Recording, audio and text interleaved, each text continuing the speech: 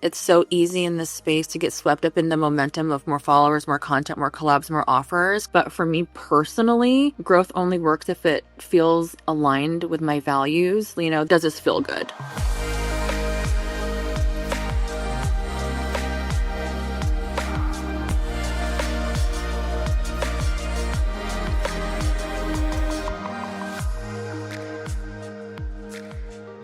Welcome back to On the Horizon. This is Melrose Michaels. I am your host, and I'm here to share what's worked for me in building my adult creator business to try to make building yours just a little bit easier.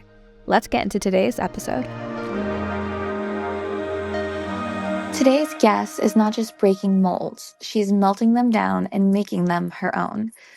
Courtney Casgraux, also known as Courtney Corvette, is a political disruptor, business powerhouse, dominatrix, and lifelong artist with 15 years in the sex industry and a track record of shaking shit up wherever she goes. She's run for Congress, owned salons and galleries on both coasts, and created space for herself in industries that weren't exactly rolling out the welcome mat for a woman with her story. But Courtney's not here to be accepted.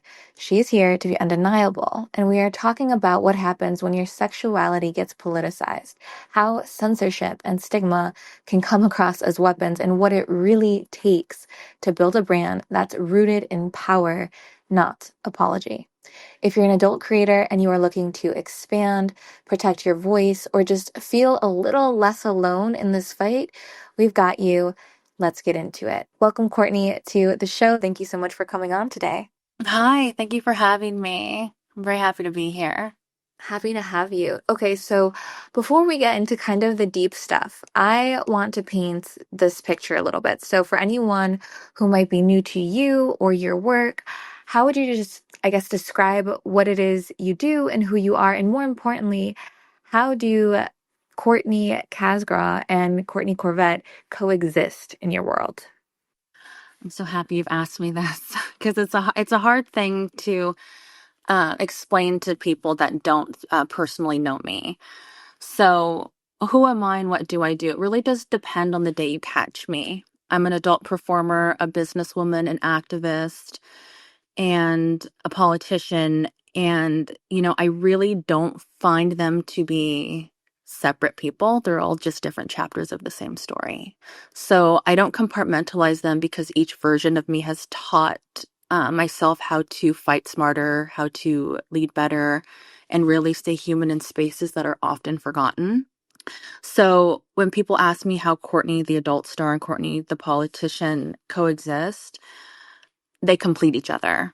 I started out in the sex work industry as a dominatrix at 19, and from 19 to 22 years old, I worked in the industry and I got into the industry because I wanted to start a business. But I was a single mother with no formal education. I mean, I really dropped out of school when I was 13, sent to boarding school, and that really didn't do anything for me. They just kind of got rid of me at 18 and were like, we can't control this girl. So I got into the industry at 19 in the quest for making money to build my business, which is now GBY Beauty. And throughout the story of my business, so I was in the adult industry told 19 to 22, started my business, GBY, started gaining recognition from companies, Fortune 500 companies, Twitter, Google, and Nike specifically, to work on inclusive campaigns because we were doing beauty campaigns that were all-inclusive. Those campaigns landed me a consulting position at Nike, where I became the first female creative director for the swimwear brand Hurley. And while doing that, I got the attention of NGOs in Washington, D.C. that needed help storytelling the crisis in Iraq.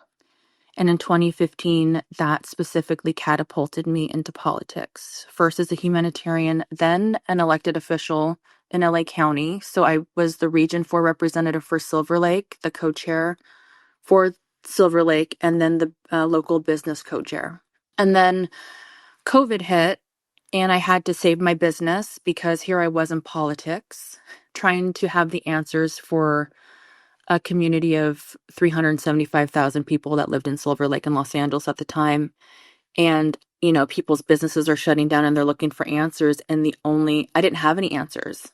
So, because the government wasn't giving them to us. So I ended up re-entering the adult entertainment industry to actually save my businesses because landlords were still asking for rent, and I was doing that as an elected official.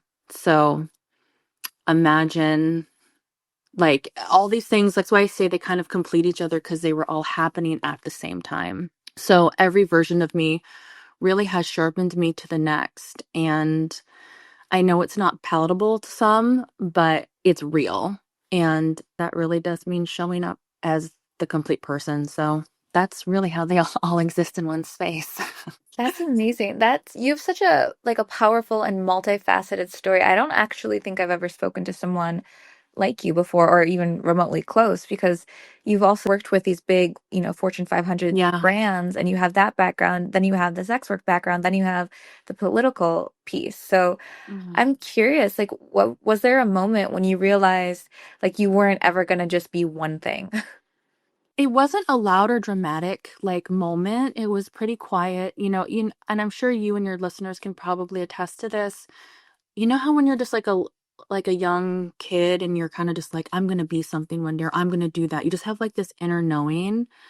And I've always approached life with the intent of not wanting to live with regret and not wanting to look back at my life and saying, "Oh, I wish I would have done this. I wish I would have tried this. I wish I would have like experienced that."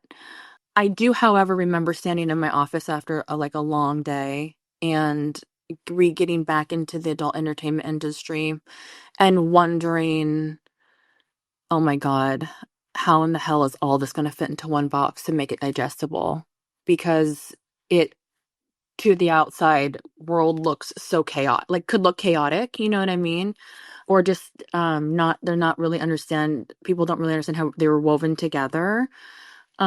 So during that time, there was a time that I really thought that I would have to shed old versions of myself to be taken seriously. Like I would have to clean up to walk into a boardroom in politics, which you do. But the truth is, every version of me, whether it was set behind a desk or going to a protest, really, like, I fought for this life. So I didn't really stumble on being multifaceted.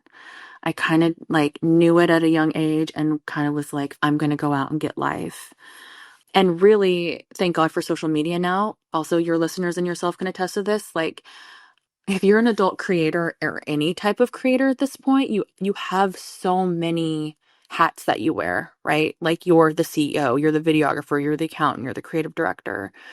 So at that juncture, I think at this point, we're all many things, Yes. So I think on the onset, I just knew I was going to be more than one thing.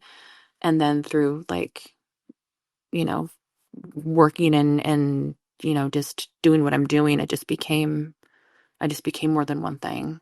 If that answers Yeah. the question. I don't know if that's like a roundabout way of answering the question. I'm not sure.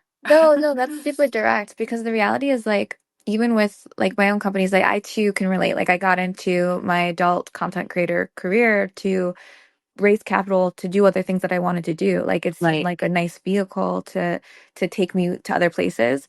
And I wasn't specifically super clear from the get-go on where those places were going to be, like what those endpoints were.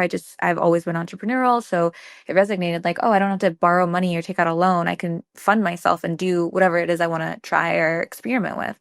So Mhm. like that's super relatable, but some of these things like I think a lot of creators that are listening or that, follow our stuff they think that they need to have all the answers rather than thinking that they should just get started because so much Mhm. of it evolves as you go and you do become many other things by choice or by necessity or by some natural evolution. Because, like, this company is a testament to the evolution of just me having knowledge as a creator, and then GPTs as a product is a natural evolution of understanding what creators need. So, like, these things Exactly. kind of they evolve on their own sometimes and they take on that path in their own journey. A lot of creators in our space like they talk about scaling up. Like I guess let me preface this by pivoting. I want to talk a little bit about business and branding for creators. So because you've built one, not just one but two in multiple brands and helped other brands grow, you've worked with some huge names. So I want to know first what lessons from those ventures have you carried over into your work as an adult creator, because that I find super interesting. So, that's a great question. So, being in those environments and then building two of my own personal brands, has taught me how to think in layers. So my personal businesses are beauty and art. However, I've worked in other categories such as like sport, which is like swimwear and athletic sports, and then the tech side of things. So with my personal brands in both industries, success doesn't come from just having a good product or a beautiful image. It really does come from understanding and storytelling how people want to experience it. That carries on massively into the adult content creation space. And it's not just about having sex appeal, it's about curation, like every photo, every video, learning the captions, which I love ChatGPTs. Like that's awesome that you have that for people because that really can also help shape the aesthetic that feels immersive and intentional for the people that purchase your content. And, you know, in the beauty space, I have my brand GBY. It's like we've had to learn how to anticipate desire. What does someone want before they even know they want it? And that's a huge part of marketing and figuring out how to tap into someone's fantasies. It's the layers of it. And speaking to working in corporate environments and my personal environments, there's also the back end of both of those experiences that people don't really talk enough about, which is the logistics, the customer service, the crisis management, and like all the unsexy parts. And in adult work, especially as an independent creator, I think that stuff really does matter. You're not just the talent, you're also your own PR, your manager, your legal team from the onset. So if you want success and longevity in this industry, you have to actually treat it like a business. And sometimes I know it's really, really, really hard and can be like, you know, as an adult creator, it depends on what platform you're on and in what context. But, you know, I don't want to say the customer's always right because we're in an environment sometimes where the customer could be abusive, the customer can be very negative, the customer can be a lot, but you have to really run it as a business. And if you want to be successful at it, you know, if you want to just do like a money grab and chase money and kind of put content up here and there, like, oh, I needed money this week and just kind of like not really plan it. I really do treat my content like a product and like, how would I launch this product? Even if that product, honestly, like, let's be real, is, you know, a blowjob video. Like, you know, there was no other way to like. So, I mean, it's true. So having that background has really made me unafraid to also like handle contracts and protecting, again, my intellectual property and working with people to collab. And I think if you really do all of those things and carry it with confidence, you're going to be successful. And really like knowing your own creative decisions and setting your boundaries with the vision that you have as yourself as a performer. Because I know everyone's goals are different. Yeah, and I love Yeah. what you said specifically about like the customer being always right. And I think that like I'm glad you prefaced it with context, of course, because like yeah, people will push your boundaries or troll you, and like you got to take them out of the equation. But your genuine customers who like purchase from you, who support you, who adore you, like their feedback is so valuable because they are telling you what they want. So like if you want to sell more things, just listen to what they want and then go Mm-hmm. create it. This is something that I wish the platforms did better for us, and none of the platforms can really do this well because creators are on so many different platforms. Oftentimes, you have your fan site, you have your clip store, you have, you know, maybe your sexting or texting or PSO phone sex operation platform. But if you could track, like as a creator, this has been such an unlock for me early on, and I wish more creators did it. But like when you put a new piece of content out in the market, tracking where it sells and how well it sells cross platform, having a spreadsheet for it, however you like to do it. But like if your GOI video is selling really well, that's your fans telling you to make more of that content because so many Yeah, creators, they're just taking shots in the dark, producing something, and then having no idea when they can make, you know, 20% of the content that sells 80% of your revenue, you can do that instead. So like if hmm you track it, you have that metric to like base decisions on. And that makes me think about, to your point, these product launches. Like if you're treating your content like a product, you should know what your customers want, produce that product, and then treat it like an event when you launch it. Like the right. marketing should have lead up, you know, like a month or a couple weeks in advance. And then you drop the video and then you post all the fan feedback about the video, how great it is. Like you can do this huge flywheel cycle that feeds itself and helps feed sales if you know what to sell, like if you know what your fans are asking for.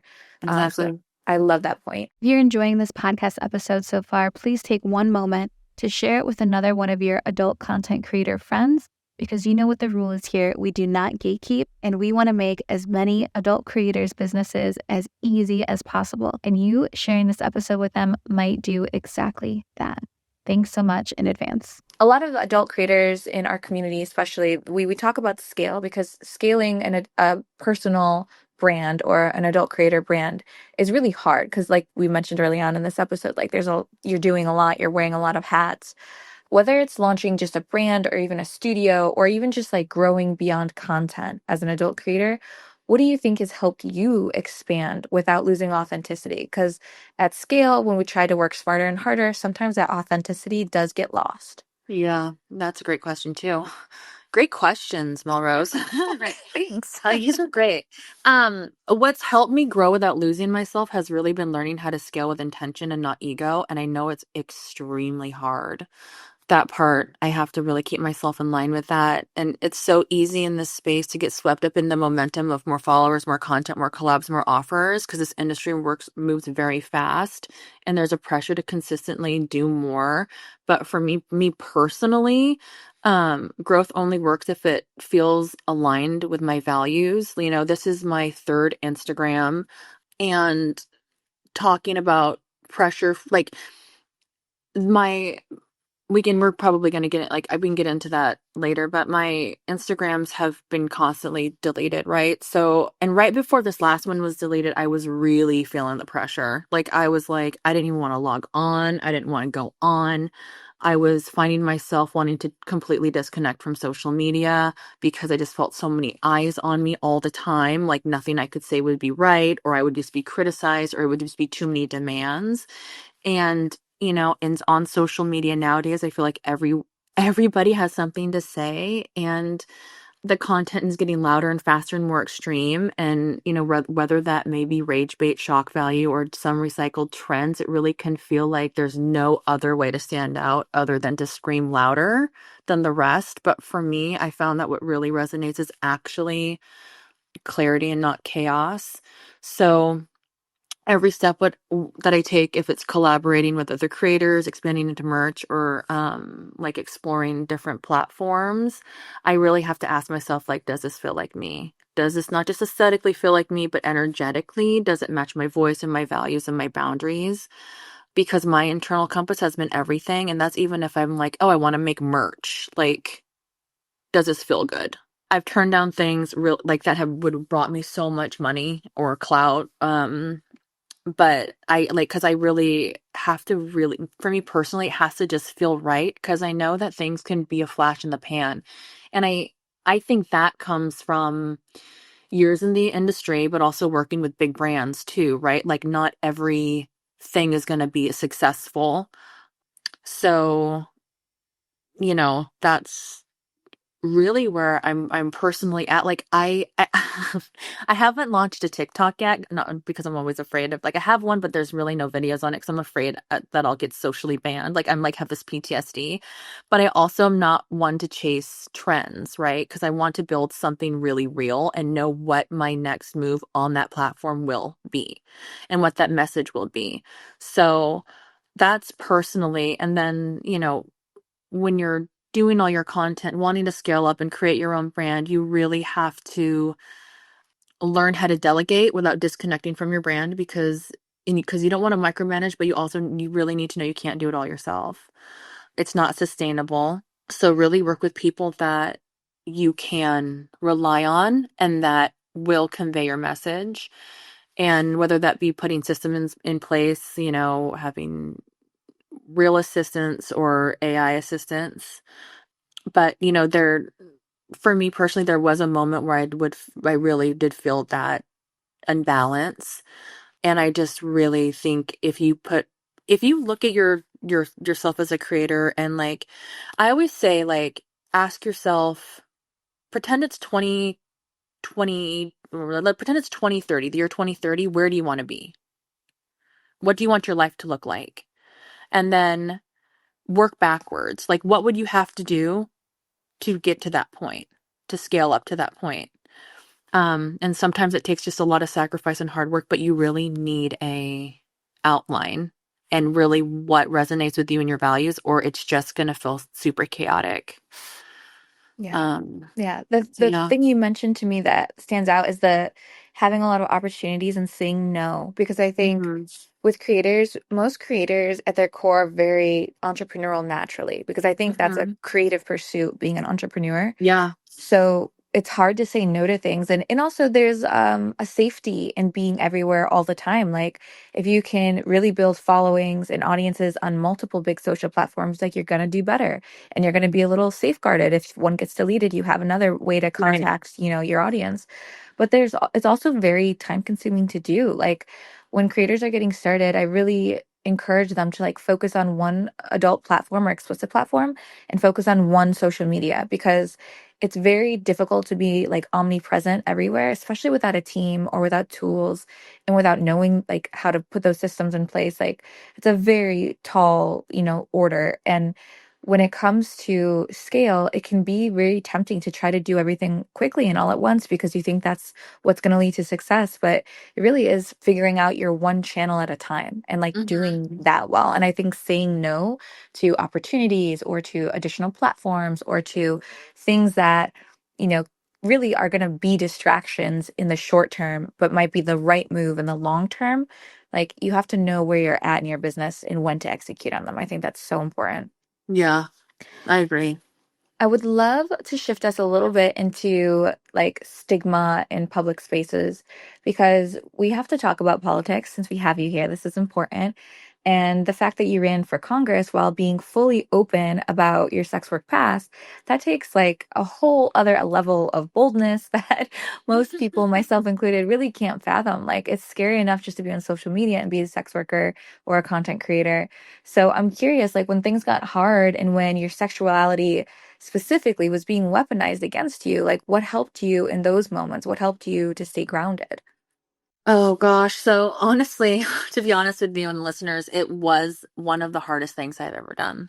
I wasn't openly talking about my sex work past, but it wasn't a hidden either because it was very present in my life. So it wasn't a secret.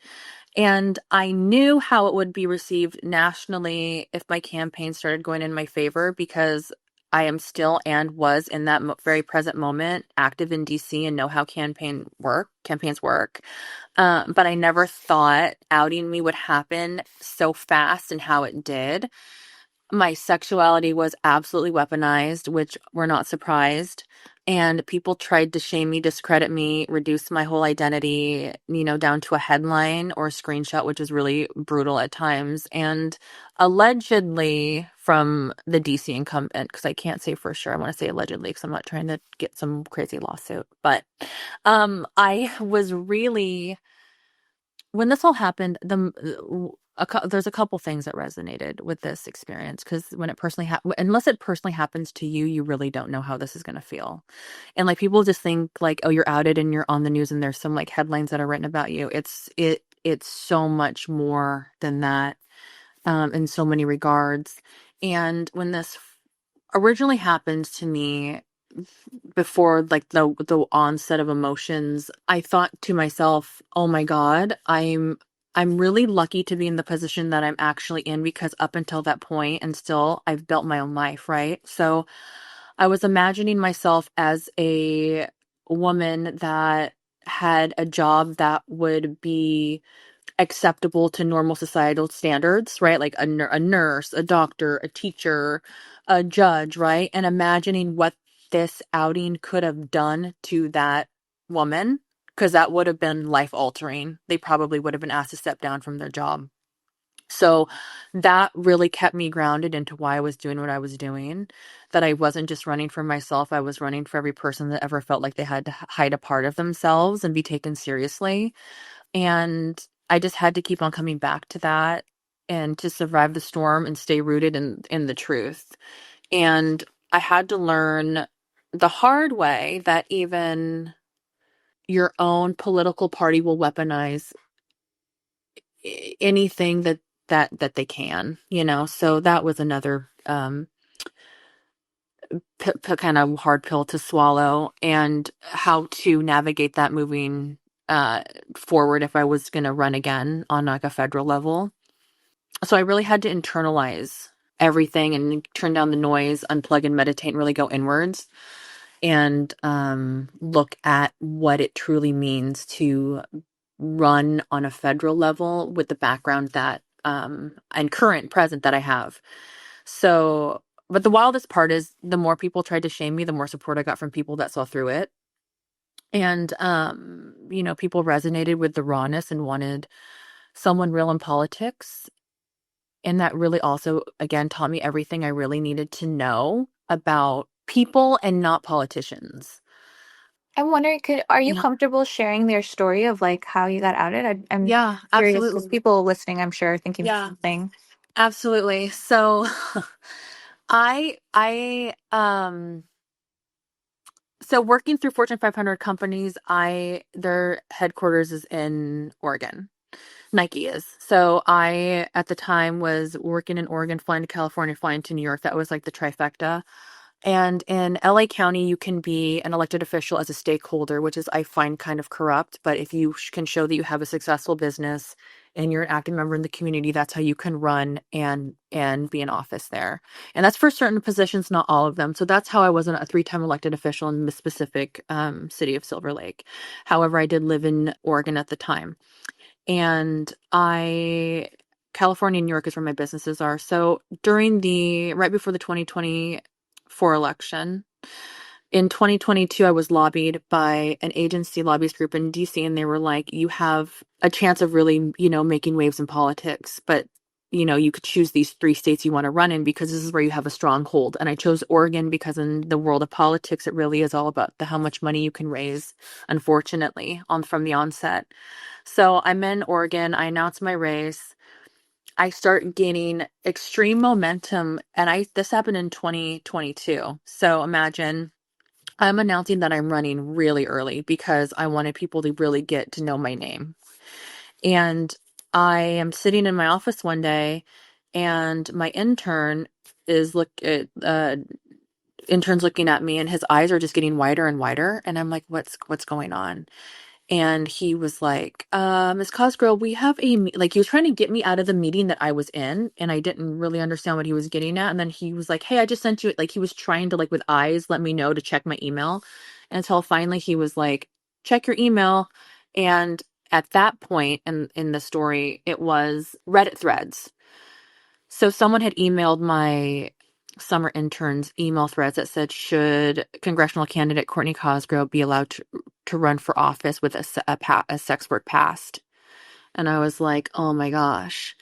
And so my team gets together, we dig a little deeper into the Reddit threads, and we find out that it's a political move. Like, this is already something that allegedly, I have to put air quotes around allegedly, incumbents have done. Because are you familiar with Alexandra Hunt? She ran Yes. for, yeah. So it's kind of the same thing, kind of similarly happened to her. And we talked to someone that worked with her team, and he was like, oh, this is Democrat on Democrat. This isn't like the Republicans. And I was like, I didn't want to believe it. I was like, I don't believe it. This can't be. Allegedly. And then after some digging, things were kind of made clear that it wasn't. No one was going to go down without a really big smear campaign, which towards myself, and that was bringing up the sex work, which I also found very insulting, considering allegedly, I have to say that the Democratic Party champions sex workers and champions women and single moms. So that kind of really hit hard. And then from there, Playboy found out that I was being outed and did a whole press release with me, which I can never be I'm like so grateful for Playboy. Like, Holly over at Playboy is amazing. Like, she really stood by me during this. And then as Playboy is coming up and like catapulting me to be like, we were champion and rallying around her, which is myself, the New York Post, the Daily Mail, Fox News, and everybody got a hold of the story and just kind of ran. It was like a game of telephone. Like, the first article of the New York Post was, I want to say, 65% accurate. And then as the day went on, it was like the Daily Mail was 40% accurate. And then it just went on and on and on to the point where it was porn videos of Courtney Casgraux having sex and da da da da da leaking online. And I was like, this is like, has turned into something that is, it's like just kind of spiraled out of control. And then, yeah, then you turn into a segment parody where your grandparents are watching Fox News and you're just like, oh my God, this cannot be happening. That's sad. Yeah, so that's how I was outed. Yeah, that's how I was outed. Again, I take full responsibility for the decisions I make in life. What I don't like is I don't like double standards. I don't like when people use sex work as a political tool when I think, and again, maybe your listeners can attest to that. I mean, who solicits us the most? You know what I mean? Certain people from, political parties do, or elected officials. Like everyone is like wanting to talk about sex workers and like how, everything's our fault. But it's like, dude, you know, we know who's buying our content at the end of the day. So Yeah. I don't like, that kind of stuff. I just like can't get down with. Yeah, So the that, pot calling the kettle black. Yeah, exactly. Do So do you think that we'll ever reach a place like where someone can run for office without any sexual past, anything being dragged into the spotlight, or you think we're a ways off from that reality? my greatest quote, and I stand by this wholeheartedly, and I hope it's published one day in some book, is that we live in a country where sex purchasers can be in office, but not sex workers as of yet. Because really, like, who knows? I mean, there could be sitting elected officials right now that sold feet pics in college. Like, we don't know. But real talk, I think we're, a ways off, but we're getting closer because people are forcing the conversation in ways that weren't possible 5 or 10 years ago. Right now, there's still a deeply embedded belief in politics that leadership has to come with a perfectly polished past. However, I think we're seeing, as history in the making, our elected officials and how they're all operating. And anything specifically that's sexual, if it challenges the traditional norms or power structures, it's treated like a scandal instead of just life. I think that's rooted in control and patriarchy and the outdated idea that respectability equals credibility. You know what I mean? Like if you're polished, then we should be trusting you. That's actually called the halo effect. And your listeners can look that up. And we also live in the day and age of OnlyFans and popular YouTubers that have like scandals all the time, and a lot of young people do not believe in politics or the political process anymore in our country. So we will be left with a pool of people by default that have done sex work or are sex work adjacent that will run and actually win sometime in the future. You know, I agree so with that. The reality too is just like in this like influencer economy that we've entered too, like you are having an audience of humans watching influencer group of humans that really are craving authenticity, like the Mhm. perfect, polished, no background, no mistakes, no trials and tribulations. It's not relatable anymore. Like, well, it Right, never was. But right. I think this, newer age of people coming up, these younger people, younger than me anyway, like that's what they crave, and they want unfiltered, and they want real, and they want raw. And I think that speaking to that is going to go a long way for future politicians, and we're seeing that a little bit already. Yeah. I saw like Cory Booker post a post the other day and it was like two gay guys sitting down. I was like, I thought it was like a gay podcast that I watch. And I was like, wait, what? And I was like, oh, okay. Like, I was like, oh, interesting. I'm like, one of these guys is a sex worker. Like, I That's was like, amazing. Yeah. yeah, I was like, oh, okay. You were So, something else stands out to me because you mentioned a little bit about PTSD from being deplatformed, and you yeah. were deplatformed during your campaign. And I don't find that super surprising for those of us in the industry in general, but the timing is just like doubly kind of shocking. Yeah. What about that experience like taught you more about censorship used as a form of control? Because that's what it appears to have been happening.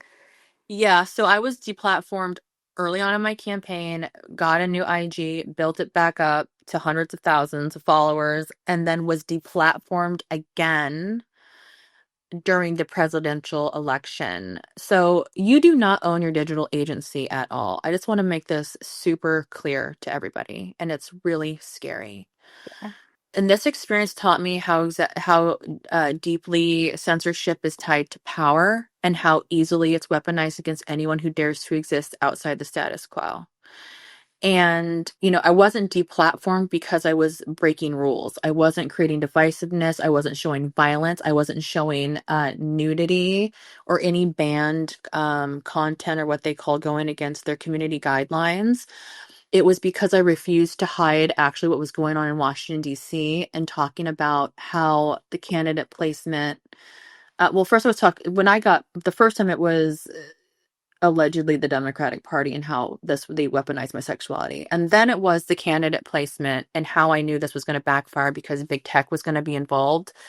And I knew from the onset who was going to win the presidency, just from being in politics and in DC. So I was talking about that and doing actual speeches on campuses in Washington, really, really worried.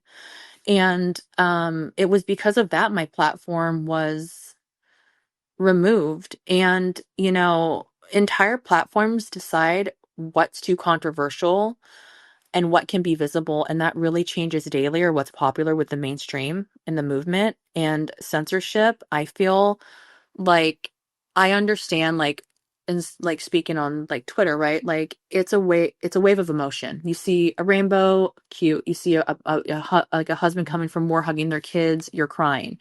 Then you see someone who gets ran over by a car. Like that's like insane information we should be we're ingesting every day. So like, like the next thing I'm going to say is, since I feel like censorship is not about safety, it's about control. But in the context of what I just explained, there should be some level of censorship, right? Because I don't feel like we should be immune to that type of stuff and seeing that every day. However, deplatforming someone isn't normally about safety anymore.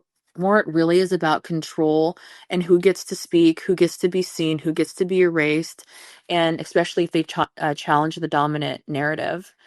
And I wish I personally felt different about that, but because of working in this industry and being deplatformed, I saw how it affected me.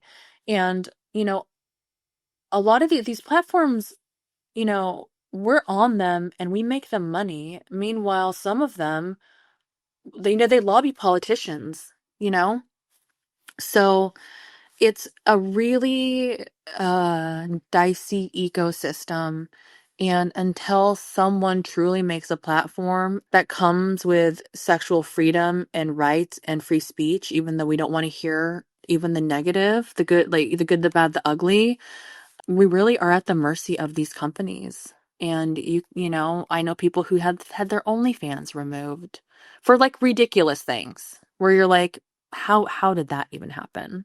They Yeah. get it back, but like that's a couple days of like stress and anxiety. And am I going to get it back? Is this, so Or yeah, if they ever get it back, because I've if seen they that ever get it occur as back. well. Yeah. Yeah. I mean, I don't have my two accounts, my new little baby Instagram. I'm afraid to put anything on it now. Yeah. Yeah. I know that the moderation, like a lot of moderation now being done by AI too, where it's like the deletions happen more frequently because AI is not picking up on the right things or elements of your content. There's just so many scary things at play Yeah. that you're up against. But you're right to say like these platforms are privately owned, like they're not yours. You don't own them. You don't really have rights to them. So you kind of have to do this dance and try to play by these rules that don't necessarily stay the same and Yeah. apply to each of us very differently, Yeah. which is difficult. I know that advocacy is also really important to you, especially, when it comes to sexual freedom or women's rights or trauma and in crisis. So I'm curious about how those threads show up in your work now, or if they do, or I know you're in kink, so maybe in kink and healing spaces. So for me, the advocacy isn't something separate from my creative or erotic work. It's actually woven into it. So, I do a lot of advocacy. Like I said, I got a lot of attention in 2015 after working with Fortune 500 companies of NGOs. I've been to Iraq twice during the ISIS crisis. I go to Amsterdam once a year. I go to the Czech Republic once a year and help with women's issues that have been trafficked by the Albanian mob. So advocacy is really part of my life. And for these men, women, children, if you've lived through war and crisis, the trauma, or you're a marginalized person, the relationship with your body can feel fractured, and these women begin to use their bodies in a way you cannot even imagine. So my advocacy for women's rights and sexual freedom is rooted in global awareness, and I've seen firsthand what happens in places where women's bodies are literal battlegrounds, and rape is used as a weapon, and shame is a state of policy. So that really informs everything that I do. And I do take that into, helping women reconnect with their bodies is the most important thing, and especially after trauma. So I do take that experience, which is super heightened and very critical, and, it's extremely important, and do shift that into my current BDSM work.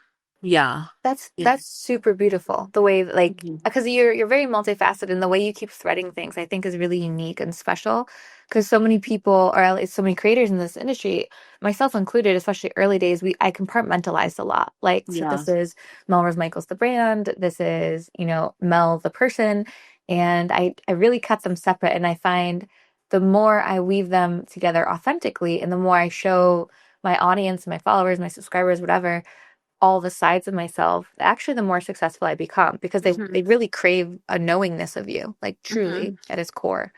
There's a lot of misunderstanding about BDSM out there, especially from folks outside the community, adding to stigma, adding to everything we see in policy and all the rest.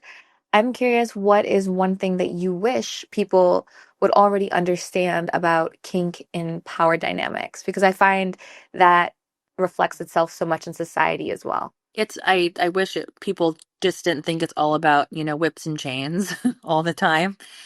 Um, it's much deeper. There's an emotional intelligence, deep respect, clear boundaries in my sessions that I have with my clients. I find that in my studio where I take clients, it's one of the safest spaces where people can feel the most honest that they've ever been. And in kink, power isn't taken, it's given on purpose. And that could be incredibly healing, especially for people who've experienced trauma, and reclaim control and explore their desires fully without shame. And, like I have a lot of, I hear this multiple times a week where I mean, I have a deep admiration and respect for men. I also have a son, right? So like, and my clientele are men, so I have to give, props to the men that have supported me in my journey.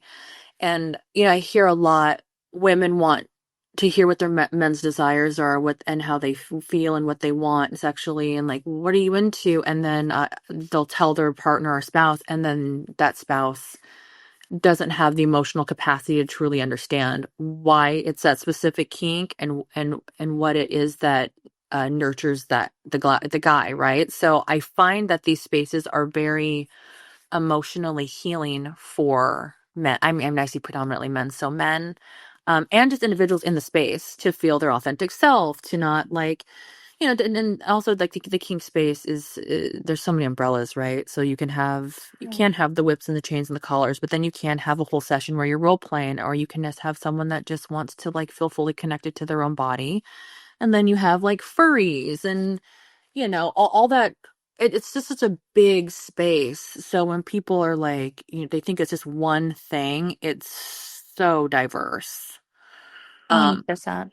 yeah. The the part about like, because when I got started in adult, like I was really drawn to dom stuff, especially like femdom Hmm. kind of content, and I really wanted to like play in that space and explore it.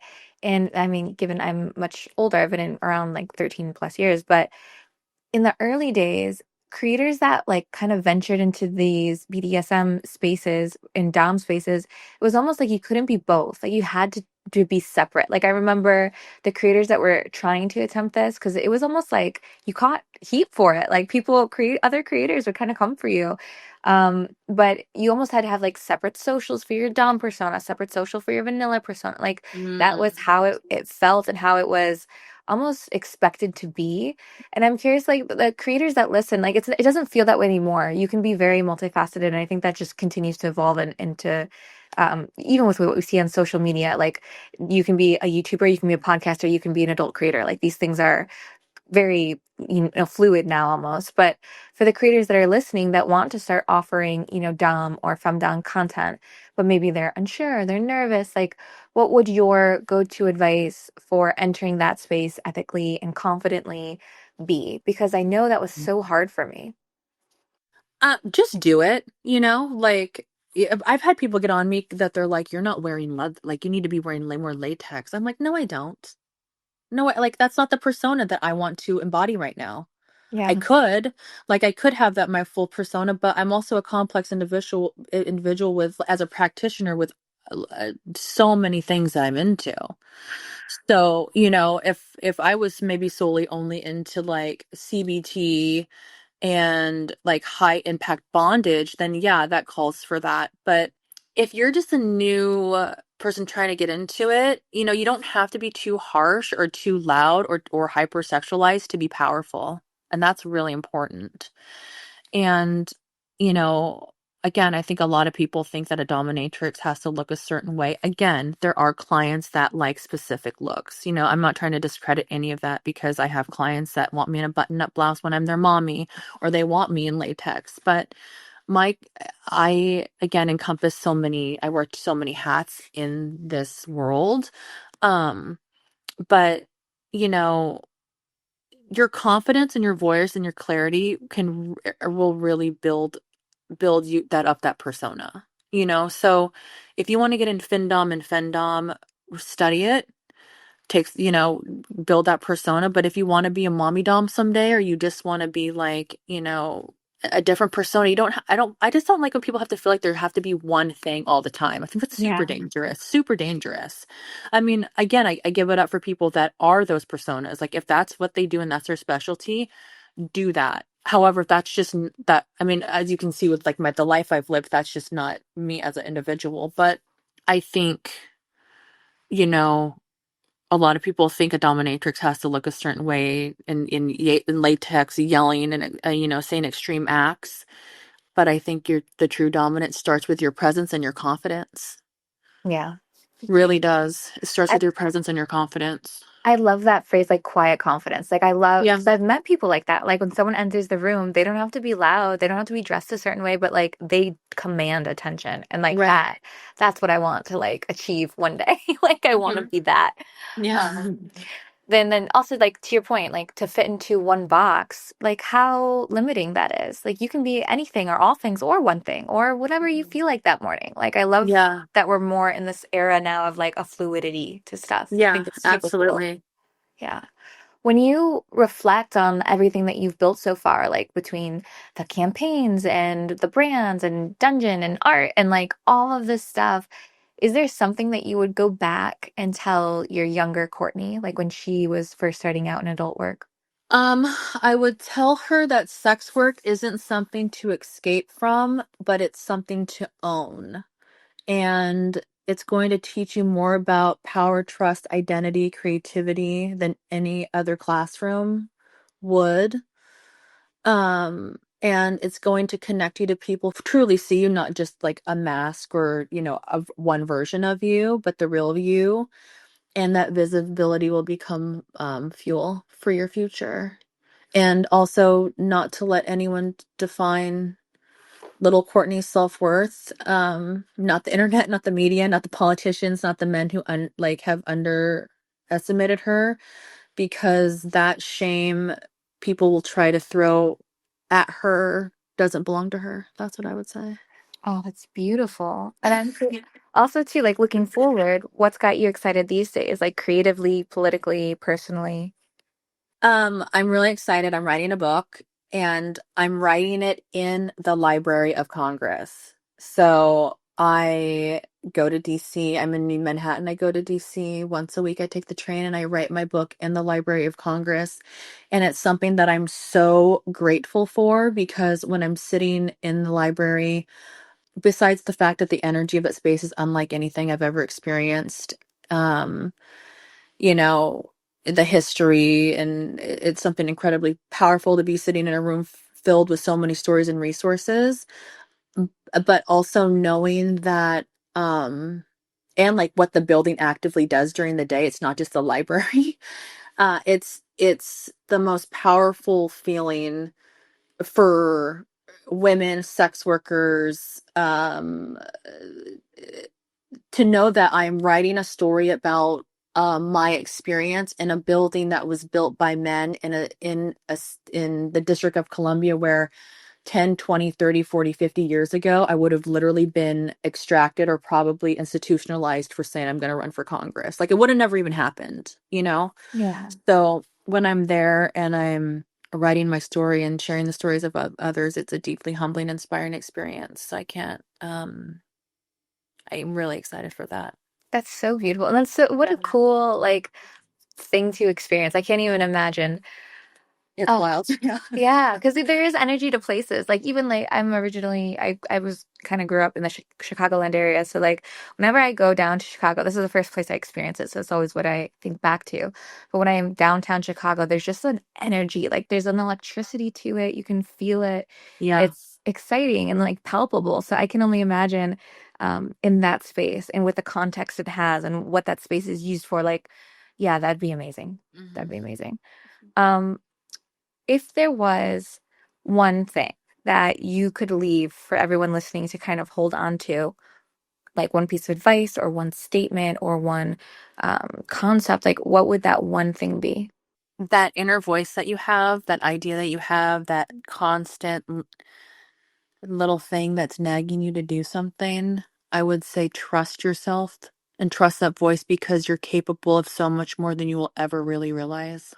Yeah. And no one's opinion matters. Not your family, not your friends, not anyone, because at the end of the day, we leave this earth, and those opinions that they put on you will leave with them when they die, and you should not be left with that. So you're more capable of doing much more than you actually realize. That's so beautiful. Courtney, thank you so much for being here and also for being exactly who you are, Absolutely. undeniable, unshakable, unfiltered. It's really inspiring. Can you also plug your socials and your sites so everyone listening can know where to find more of you and follow your journey? Because I for one want to see it unfold. Yeah, so right now my Instagram is not safe for politics. My Twitter is Courtney Corvette. My TikTok, which I haven't launched, is there's a Not Safe for Politics one and Courtney Corvette. So I'm slowly building up my Instagram back up. So that's where you can find me for now, but there's definitely some exciting things in the future. So just, follow those two to find out what's ahead. I love that. Thank you so much, Courtney. Thank you. For everyone listening, if today's conversation lit a fire under you, if it made you think bigger about your brand, your voice, your impact, just remember this: you don't have to do it alone. Building a business, it is absolutely rooted in power and not apology. And me, for one, I believe that that also requires the right tools, like the right mindset, the right strategy. And that is why we built GPT's AI as well, to give adult creators an unfair advantage, because we deserve it. Whether you need help with, scripting your posts, your captions, scripting spicy videos, or just even like staying one step ahead of censorship and burnout, GPTs is here to help you move faster and smarter and more powerfully in this game, because we all know that you are not just creating content, you are actually creating your future. And Courtney is a great example of that. So if you are listening, thank you for listening. Thank you for staying till the end. And I would like you now to all go be bad and build a business. Don't just take up space. I want you to own it. I'll see you next time. Thank you, guys. It would be absolutely incredible if you rated this podcast 5 stars and left a little review. We want to get this podcast to as many adult creators as possible, and you taking a second to leave a couple stars and a review really helps us do that. Thanks so much.